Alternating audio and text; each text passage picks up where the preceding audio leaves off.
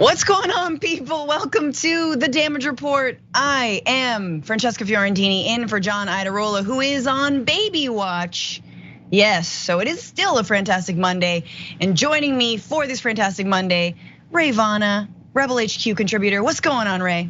I am so happy to be here with you today. I'm also super happy because my favorite team in the world gets to have their first match today. So it's definitely a fantastic Monday. Hell yeah, so that's Manchester United.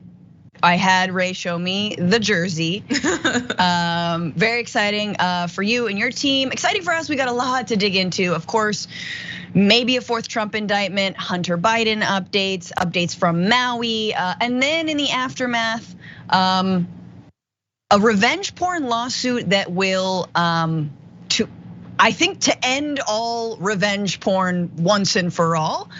So very excited about that. Also a new culture war drop.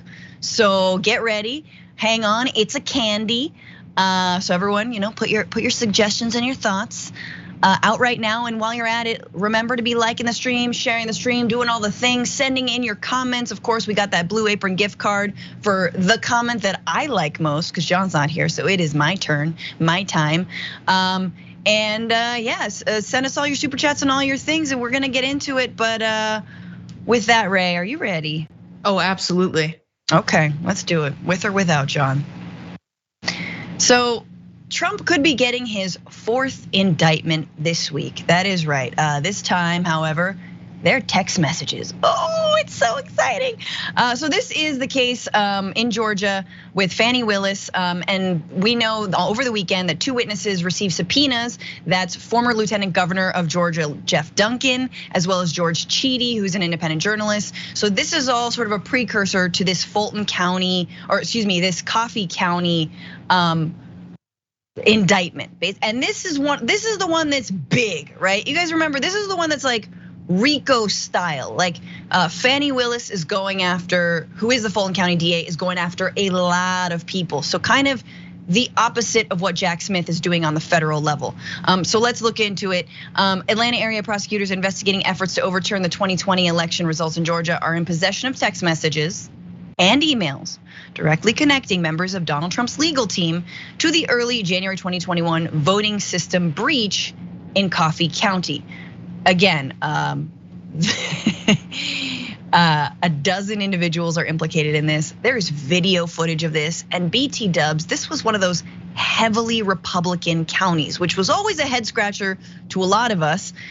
So investigators in the Georgia Criminal Probe have long suspected the breach was not an organic effort sprung from sympathetic Trump supporters in rural and heavily Republican Coffee County, a county Trump won by nearly 70% of the vote.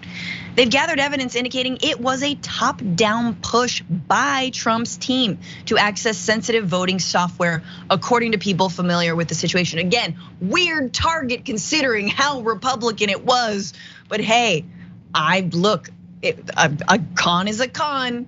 It just seemed like you're barking up the wrong tree, but that's all right. So how did this happen? What's the new information? It seems like in January of 2021, right? So a few days before, the biggie, Catherine Freese, an attorney working with Giuliani, Sidney Powell, and other Trump allies shared a written invitation to examine voting systems in Coffee County with a group of Trump allies. That group included members of Sullivan Strickler, a firm hired by Trump's attorneys to examine voting systems in the small, heavily Republican Georgia County, according to text messages obtained by CNN. That same day, Freese sent a letter of invitation to Coffee County, Georgia, to former NYPD Police Commissioner Bernie Kerik, who was working with Giuliani to find evidence that would back up their baseless claims of potential widespread voter fraud. Freese then notified operatives who carried out the Coffee County breach and others working directly with Giuliani that Trump's team had secured written permission, the texts show.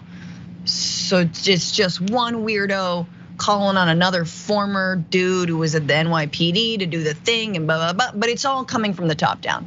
It seems like the text messages are linking Giuliani and obviously Donald Trump, and specifically to what we have video evidence of, which was a bunch of people entering this polling station and effectively taking computers out of it.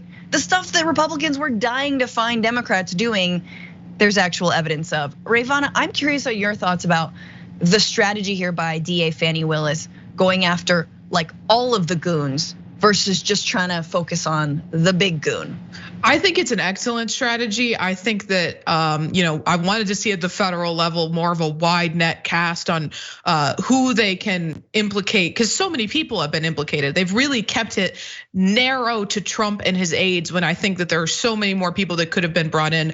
Of course, a DA at this level, she probably has further aspirations in her career. And I'm not, of course, every DA has that. So, this is probably, she's gonna help use it to catapult herself into a bigger role in the future. But I'm glad that she's doing it in this fashion, because all of these people have tried to undermine our democracy, and I'll say in the dumbest ways possible. Like the least tactful criminals all got together. Rudy Giuliani is like 6 rum and cokes deep at 7 a.m. sending out emails like, okay, it's time to do our crimes. And everyone is replying like, yes, surely now is the correct moment to execute our criminal plan.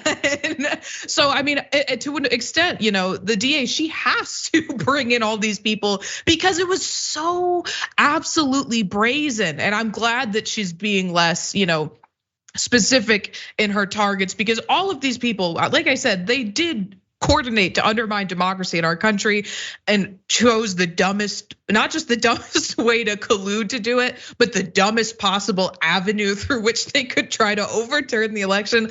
Like, again, it's just inexplicable that the focus was this one county where Trump won.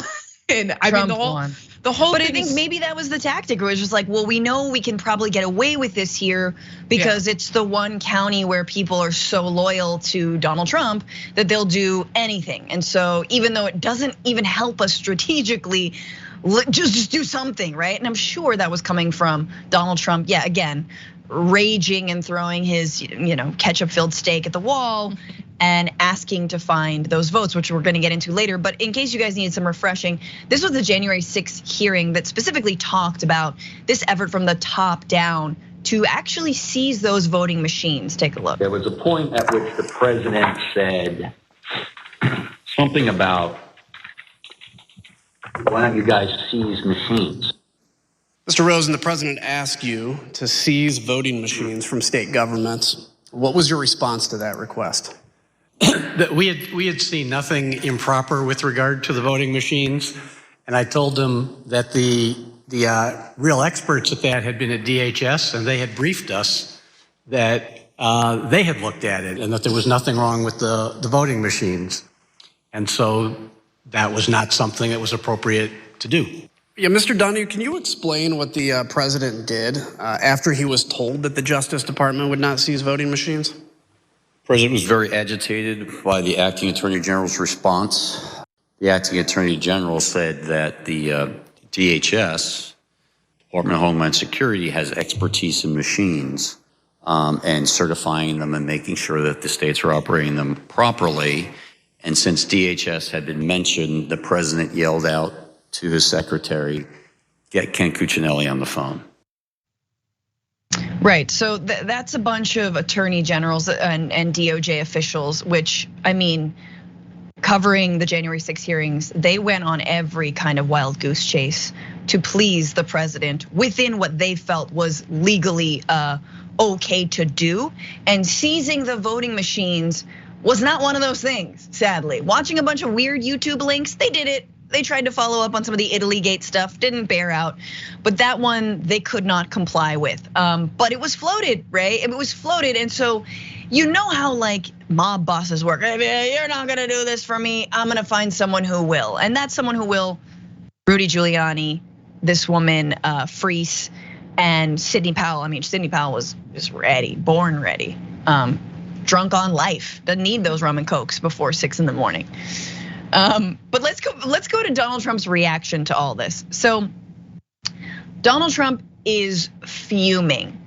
Donald Trump is fuming at the idea that he's going to be indicted for a 4th time this week on criminal charges, this time from the Fulton County DA in Georgia over what seems to be a top-down effort to seize voting machines from Coffee County, Georgia. And all of the ways that his stooges, Giuliani, Sidney Powell, were involved in that. So Trump, he was bleating, he'd been bleating, very, very mad at the Fulton County DA, saying this, why is phony, like in Perfect Phone Call, get it? Phony Fani Willis. And I just, putting a parens, get my dumb joke. The severely underperforming DA of Fulton County, who is being accused of having an affair with gang member of, who is being accused of having an affair with a gang member of a group that she's prosecuting, leaking my name in regard to a grand jury pertaining to election fraud and irregularities that I say took place in Georgia. Oh, you want me to do the, I made a perfect phone call of protest.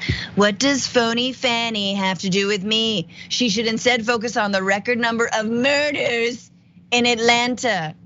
I'm white and rich, okay? It's white collar crime. We can do it. So this is her. This is him doing all the things. Rayyvana, this is she's awful. Why isn't she focusing on murders in Atlanta? And also, she had an affair with a gang member. What? Okay, what is this? Where does he get this stuff? Like, who is like DMing him the memes and the like conspiracy theories that he's then just like bleeding out? But he was actually asked, and this, we're gonna get into what happened in Iowa over the weekend. He was asked whether or not he would reach some sort of plea deal, given the fact that there's so much evidence in Georgia and the DA is mounting so much evidence against him. And here's what he had to say. Is there any chance you take a plea deal in Georgia? Plea deals. We did nothing wrong. We don't ever take a plea deal. Yes, sir. We don't take plea deals. It's a wise guy question. Are you going to change this? Mr. Wise Guy. We don't take plea deals because I did nothing wrong. It's called election interference. You know what that is? What's election interference? What you did or what's happening now? Oh, what's happening now? Because it was also an election when you did that anyway. Ray, there's more bleats. Let's just a couple more. So first of all, in regards to his perfect phone call, let's just recap. Let's remember what Trump said that we all could hear, because honestly, out of all of these indictments, the Georgia indictment is probably the one that the public has the most insight into because of this so-called perfect phone call, where he's basically like, could you just do me a solid, Brad Raffensperger, Secretary of State? Just find me some votes, bro. You're a Republican, I'm a Republican. We both hate migrants. What's not to love? Take a look.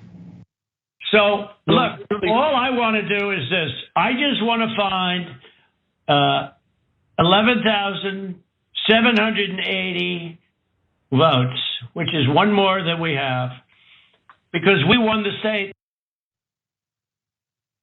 Yes, we won the state, but we just still need, see, sometimes winners, after they've won, they still need, they need the points to, like Ray, today when Manchester United plays its first game, like even if they lose, heaven forbid, 2-0, like they'll still need, or even if, you know what I'm saying? Like somehow it works. Right. Yeah, they'll call up the refs association and be like, we just needed 3 more points, find 3 points, because we won the match. We all know we won the match, so just find us the points. Find the points. We won. You just change a little scorecard. And everyone's like, what? You're still whining about this 2 years later, although that would be a true football fan thing to do. Trump kept on bleeding. I understand through illegal leaks to the fake news media that phony Fani Willis, there we go, the DA of Fulton County, Georgia, wants desperately to indict me on the ridiculous grounds of tampering with the 2020 presidential election. No, I didn't tamper with the election. Those who rigged and stole the election were the ones doing the tampering, and they're the slime that should be prosecuted. I made a perfect phone call of protest. Why wasn't this fake case brought 2.5 years ago? Election interference, because you were the president, a-hole. You were the president, and even if you weren't the president, you probably would be prosecuted for doing all this stuff anyway. If you're gonna lean on some stooges in a county to take voting systems out of a polling place, but But you were also the president at you get that? No, he doesn't anyway. So that is, but I guess we're just wise guys, Ray, if we question that. The walls, I don't know how many walls in the room there are to close in on Donald Trump. I feel we're kind of in an octagonal situation. But this is the week where we will yet get another indictment coming down the pike.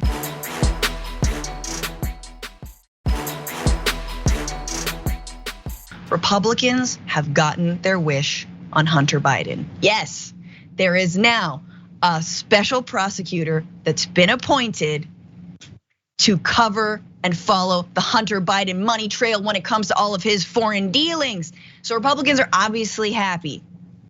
Wait, what? I'm sorry. Oh no, I'm getting word that they're still mad. That's right, Republicans are pissed. Republicans are pissed that Special Prosecutor David Weiss was appointed by Attorney General Merrick Garland to continue his investigation into Hunter Biden's dealings after a plea deal around his tax fraud, effectively. After that plea deal fell through, which means the case is still wide open and it'll only get even deeper, which is actually what we thought Republicans were wanted, but no, they didn't. Here's Ted Cruz, real mad. David Weiss either was an active participant in covering up this criminality and protecting Joe Biden in engaging in obstruction of justice. That's option one. Or option two, he wasn't the driver, he was just complicit. He was so weak that he couldn't stop the partisans in Maine justice from turning it into a political effort to protect Joe Biden. Either case, he is a wildly inappropriate person to be a special counsel. That's funny. That's very interesting that Ted Cruz would say that David Weiss is inappropriate to be the special counsel because a year ago, Cruz himself just so happened to sign a letter it's penned by Senator John Cornyn and sent out nearly a year ago when they and other Republicans implored Garland to give David Weiss the powers of a special counsel. But now it's not enough. It's now because no, we don't. Oh, it's like a child, you give them ice cream and you put the sprinkles on. They're like, no, I wanted rainbow sprinkles. Obviously, they wouldn't want rainbow sprinkles because, whoa, the woke Sunday movement. But no, so suddenly, Ray, they're moving the goalpost. And now I'm just gonna continue with Ted Cruz raging on Fox News because now it's not just about David Weiss, it's more than just David Weiss. Watch this. We should have a special counsel, but number one, we should have a special counsel to investigate Merrick Garland.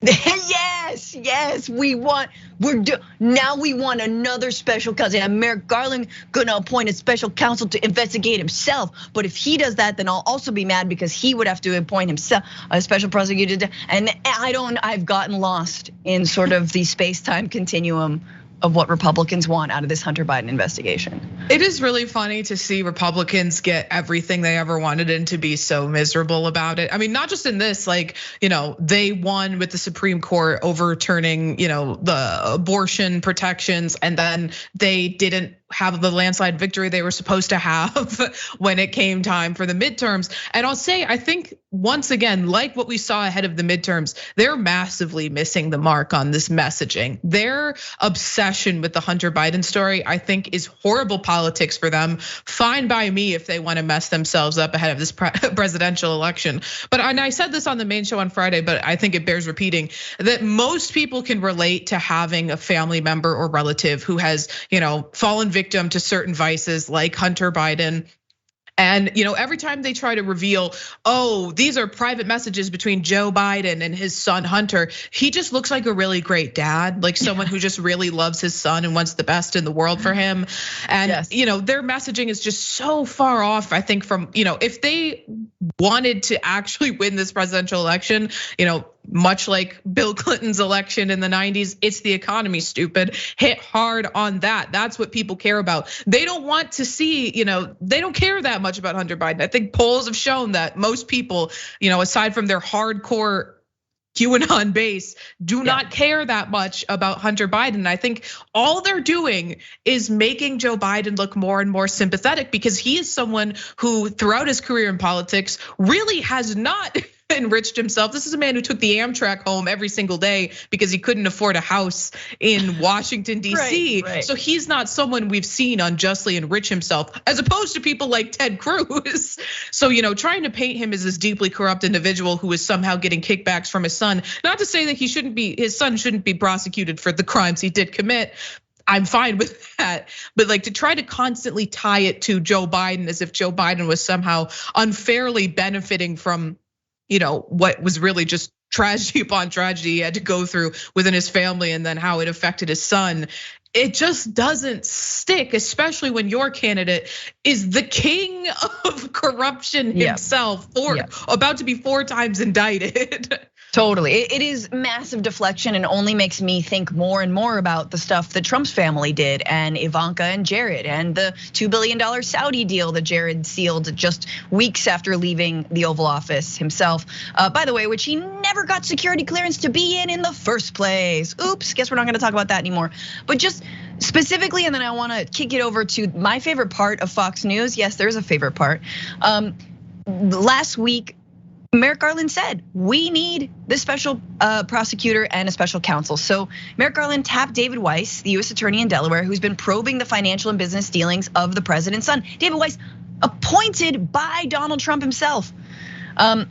He's overseeing the department's investigation. He said Merrick Garland said Weiss asked to be appointed to the position and told him that, quote, in his judgment, his investigation had reached a stage at which he should continue his work. Now, what you get when you have a special counsel is you have more money, more funds to actually go deeper. You can tap and more folks to be subpoenaed, to testify to you.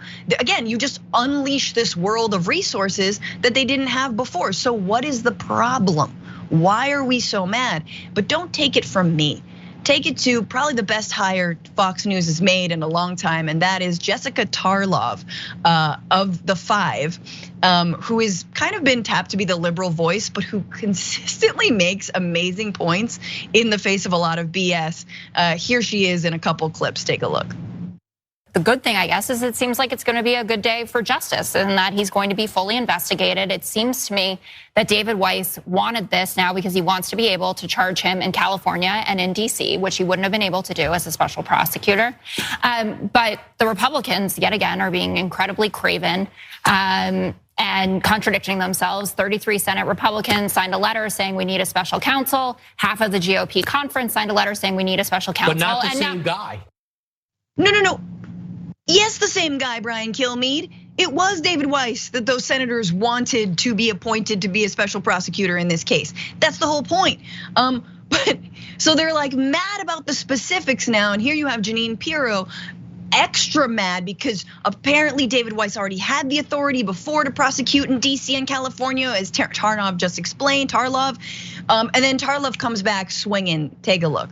There would be a problem with anyone except for, I don't know, John Eastman and Rudy Giuliani if they were the special counsel. David Weiss is a Trump appointed. David Weiss lied to Jim. Can I finish? He lied to Jim Jordan when he said he had all the power he needed. Because we know from an October 2022 meeting with the FBI, the IRS, and a contemporaneously made business record that he said he wasn't given permission to prosecute in the other jurisdictions. That came from a whistleblower who was not in the room when that happened. It isn't a lie. He was in the room. David Weiss confirmed.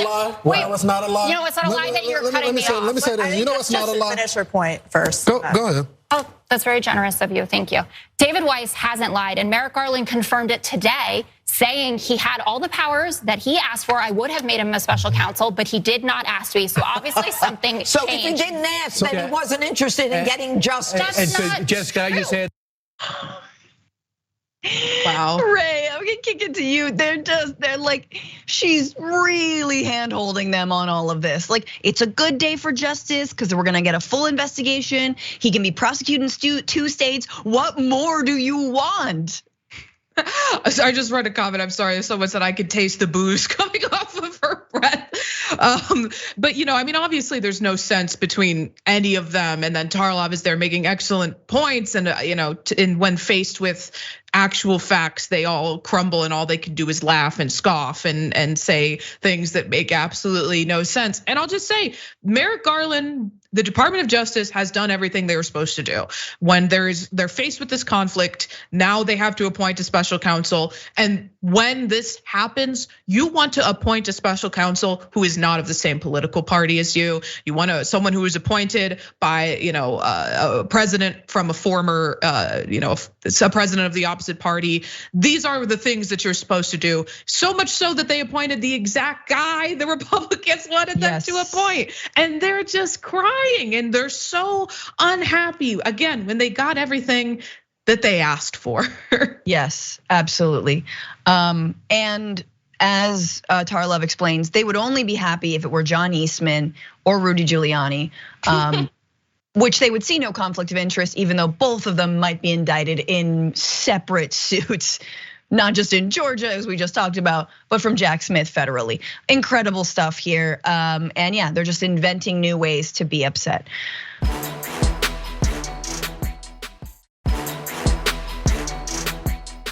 Welcome back to the Damage Report. Francesca Fiorentini here with you, in for John Iadarola, who again is on baby watch. Everyone send him and his fam lots of love. As well as Rayyvana is here. We got more news, more updates, specifically from the heinous fallout from the wildfires in Maui. So last week we covered the wildfires in Hawaii, specifically in Maui, and it has been an incredible humanitarian toll, but then also an incredible humanitarian effort to help the people of Maui, to send anything from donations to goods that are needed, and I encourage everyone to definitely continue to do that. But so far, there have been 96 confirmed deaths from that fire. Officials said on Sunday night. There's still people unaccounted for, as search teams with cadaver dogs look for remains in decimated neighborhoods. The revised number of fatalities put the fire, which devastated the town of Lahaina, as the deadliest wildfire in modern US history, surpassing the 2018 Camp Fire in California that killed 85. And sadly, this is not going to be the deadliest wildfire, I think, of our lifetimes. As extreme drought continues and climate chaos continues, this will only continue. But having hit such a historic town like Lahaina and and impacting so many people disproportionately, I think, indigenous native Hawaiians, this is quite momentous and historic. So how did it happen? I think is still up for discussion in terms of how this fire wasn't put out immediately, how it wasn't under control immediately. From the New York Times, one firefighter actually described how his truck tapped into a hydrant in Lahaina to try to contain a blaze that had taken root in a cluster of homes, only to find water pressure so weak that the fire promptly jumped beyond their efforts to contain it. Another firefighter who arrived on the scene after the fire was already raging said he encountered a scene of chaos and soon was told that there was no water to put the fires out. There was other factors too. Apparently there weren't evacuation orders in time or a sirens set up to warn of said emergencies. Those didn't actually go off. Clearly there was not a plan in order for the town of Lahaina to actually evacuate. And I think it is very telling given how much money goes to certain portions of Maui versus not. And yes, Lahaina, if you know of it, it is a massive tourist location, but often run not by big hotels or big chains or like your Carnival cruises, but by like Hawaiians, by Mauians, people who live there. So in some ways, I think there was a massive divestment from that area. I wanted to turn though to people taking action. Ray, Jeff Bezos truly is digging deep into his pockets. His wife tweeted or to put out, I guess, because it says Jeff and I, but it's Jeff Bezos' account. Jeff and I are heartbroken by what's happening in Maui. We're thinking of all the families that have lost so much and a community that has been left devastated. The immediate needs are so important, so is long-term building, blah, blah, blah, blah. Jeff and I are creating a Maui fund and dedicating $100 million to help Maui get back on its feet now and over the coming years as the continuing needs reveal themselves. So Jeff Bezos is helping with $100 million. Now, some people will initially get mad at me and be like, what do you mean? That sounds like a lot of money. Ray, I don't know the stats particularly, but if someone, I'm sure chat can weigh in and everyone watching can weigh in. I'm pretty sure $100,000 is an afternoon for Jeff Bezos and the Amazon Corporation.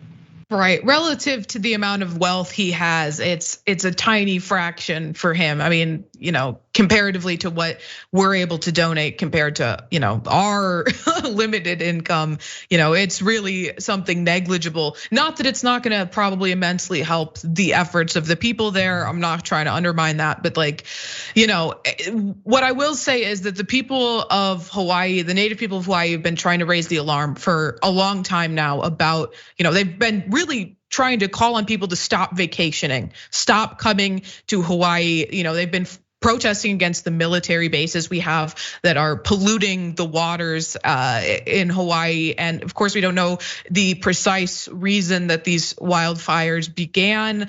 But of course, the native people have been calling attention to man-made climate change, the pollution of their natural environment. And one thing that we saw was that the tourists in the area were prioritized in evacuation over the indigenous Hawaiians. So, I mean, we can literally just see, the stark colonialism of this, beautiful place and the prioritization of tourists over the native people. And the native people are the ones who are going to continue to suffer. They're the ones who lost their homes. They're the ones who've lost their entire livelihoods. And the New York Times instead decided to cover a woman looking through the rubble to find her Rolex watch, as opposed to, the people who died and the people searching for their potentially deceased family members. I mean, if that's not an example of framing of this in terms more favorable to American colonialism, I don't know what is.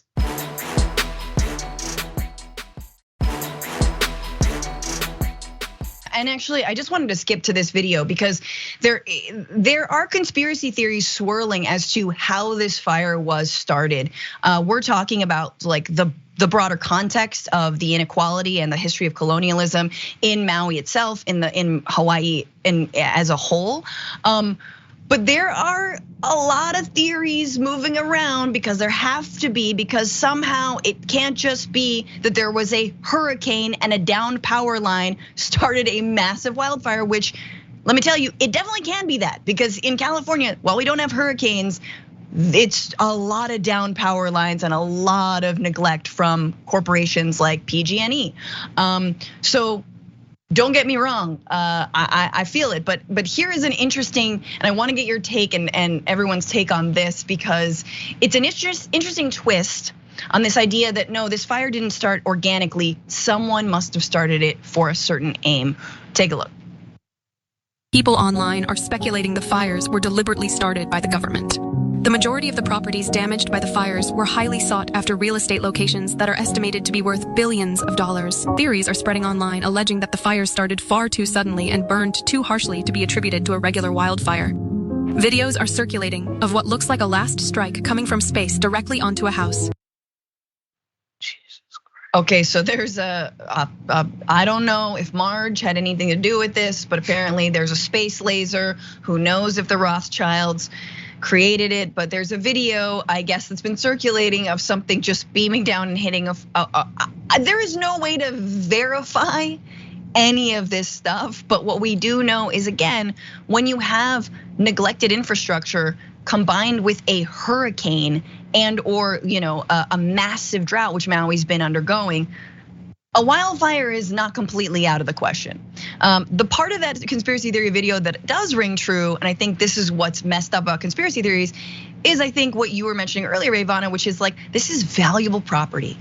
And who is going to rebuild, right? Where is the $100 million that the Bezoses are contributing? Where's that gonna go to? Is that gonna be $1 million per resident, or 500,000 to rebuild their homes? Who knows, right? My guess is it will not go directly to those folks. And my guess is all the corporations have been wanting to, and all the hotel chains have been wanting to move in, and other franchises have wanted to move in, will probably get their wish finally. Right, and I think that of course that lends to I don't want to call them nut jobs, but conspiracy theorists to think, of course, I mean, God, that video of the last strike is so absolutely absurd. People will believe anything they see on the internet.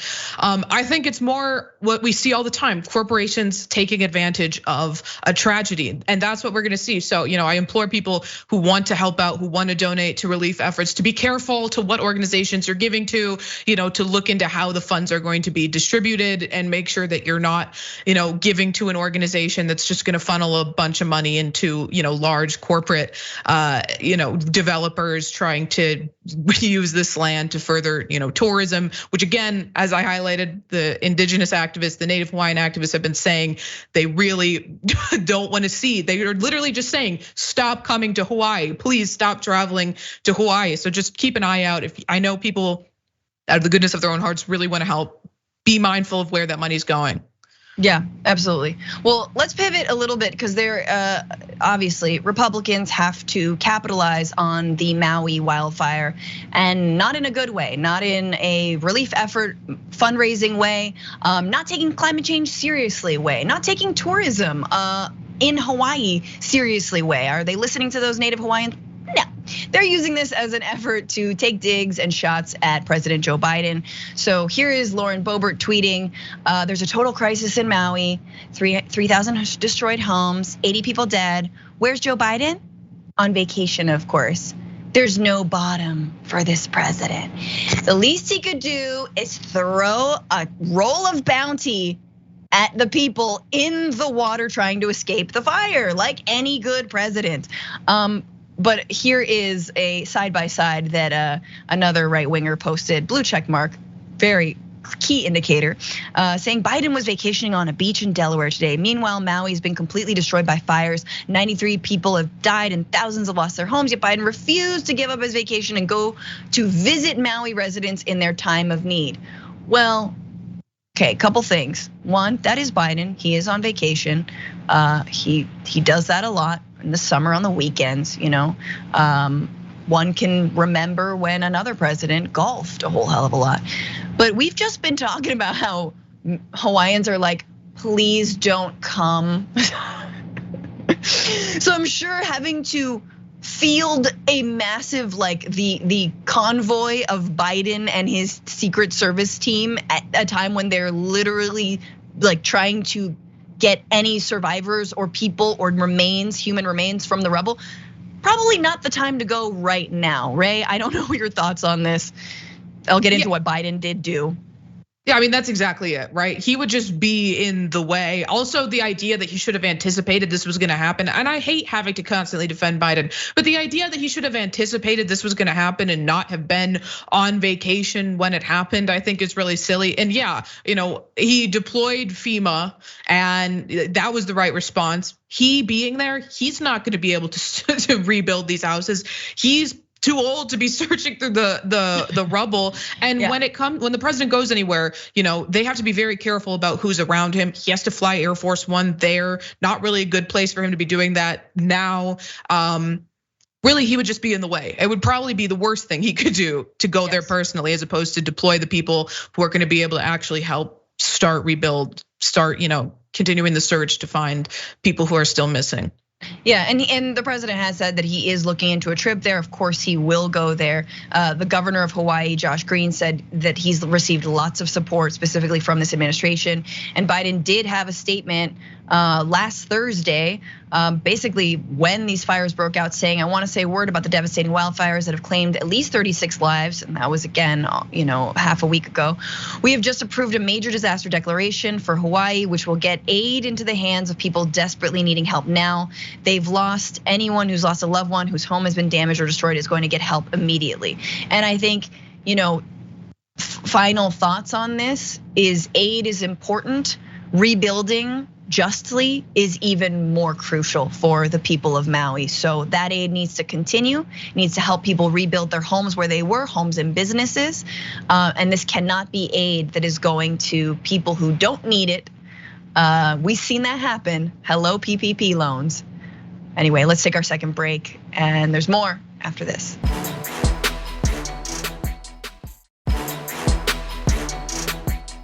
Welcome back to the Damage Report with what remains of our first hour. God, this is, I have to say this because John says it, time has flown by, but has it? Has it?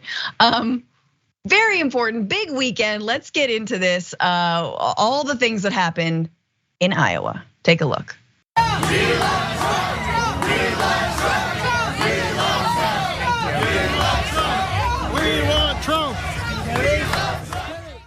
So that was a chance of we want Trump, while Governor Ron Desantis, whose campaign is fledgling, was cooking up some burgers at the Iowa County Fair, or one of the many different events in Iowa where the GOP has been for the last week, really. And over the weekend was no different. We're gonna get into some of the highlights and lowlights, if you will. That wasn't the only thing, however, though, that disrupted Ron DeSantis's just soaring campaign. I mean, it's soaring in the sense that there was a plane that flew over the fair with this on it. If you can't read that, it says "Be likable, Ron," which is very fun. That was right as he was about to, or as he was speaking with Governor Kim Reynolds of Iowa. DeSantis supporters scoffed as the plane flew overhead, reading "Be likable, Ron." Looking up in the sky, Matt Wells, the Washington County chair for DeSantis Iowa operation, muttered that, quote, "Trump people are degenerates." Because they said "be likable"?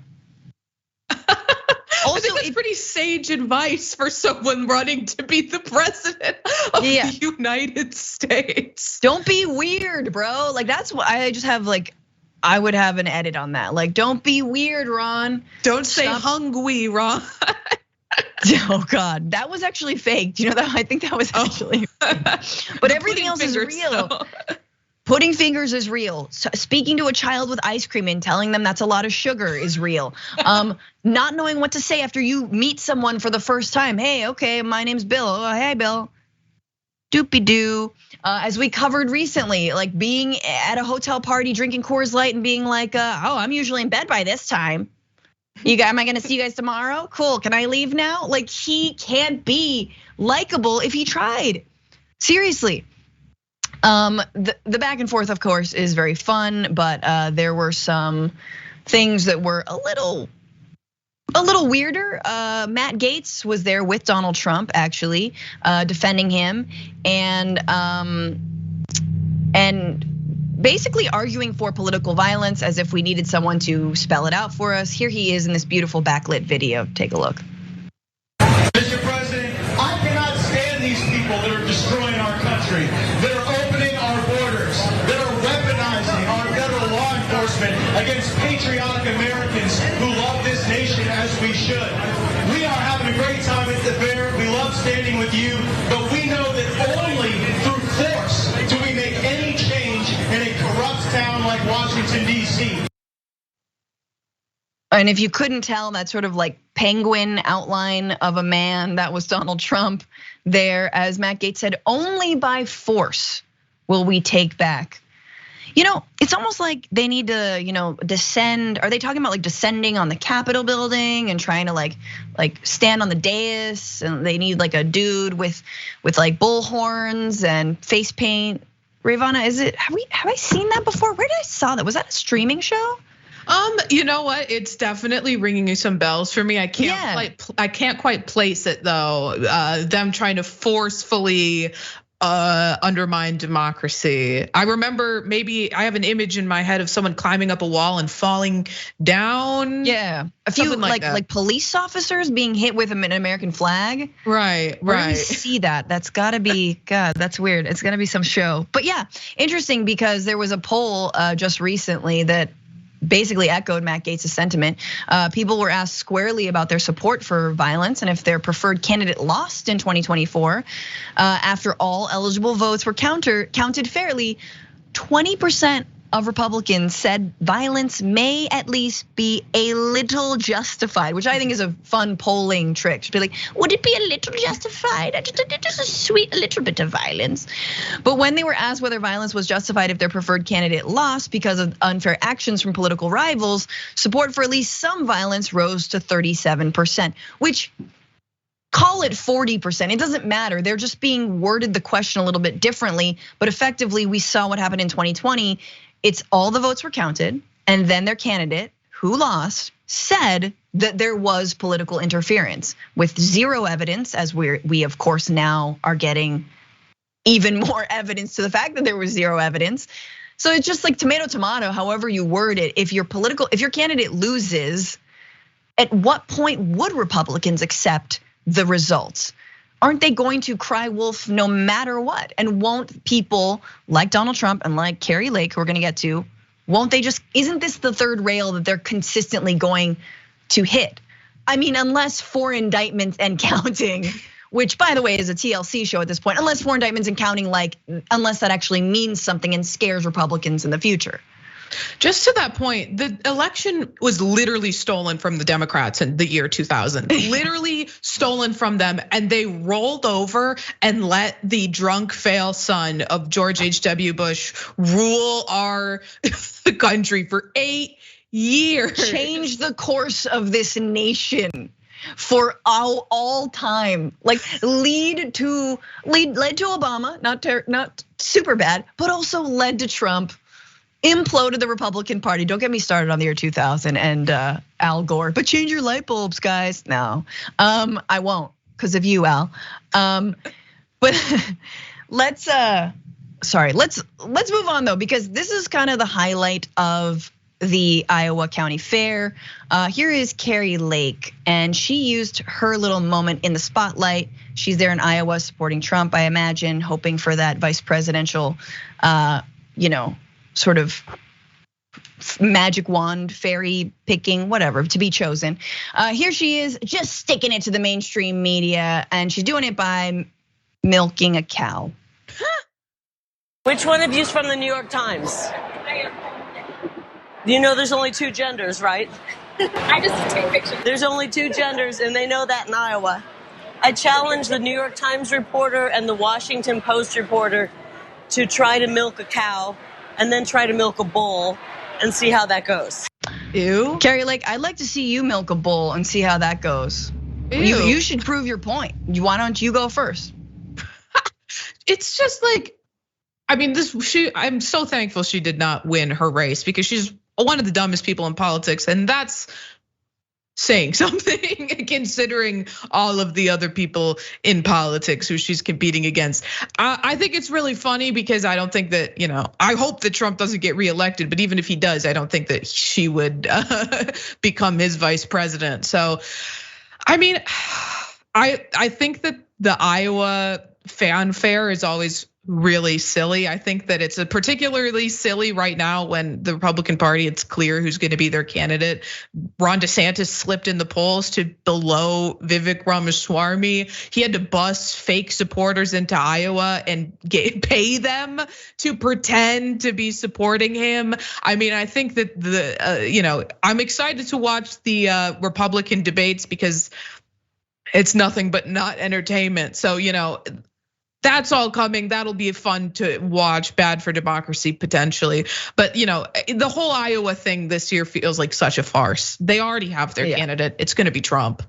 Yeah, but if we could see a bull being milked by Kari Lake, that would be fun. And if in the debates they just prove there are only 2 genders by getting a bunch of different farm animals that they can milk and touch the genitals of, I just feel like I'm a big old lib and I do feel like gender is fluid in a construct, and I support trans rights and stuff and trans liberation, but I could be swayed if there's a lot of farm animals on the stage with Ron DeSantis and Donald Trump and Vivek Ramaswamy, and if they could just I need a chicken. It'd be like an old McDonald's situation. It's like Noah's Ark of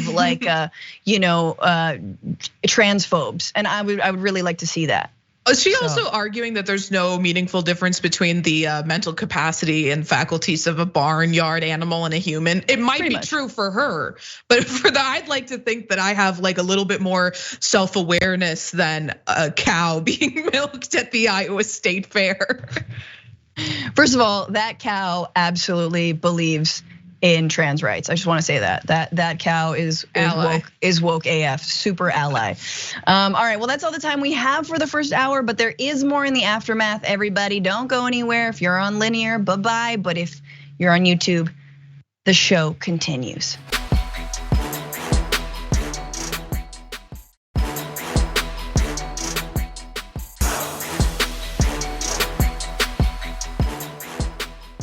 Thanks for listening to the full episode of The Damage Report. Support our work, listen ad-free, access members-only bonus content, and more by subscribing to Apple Podcasts at apple.co/TYT. I'm your host, John Adarola. I'll see you soon.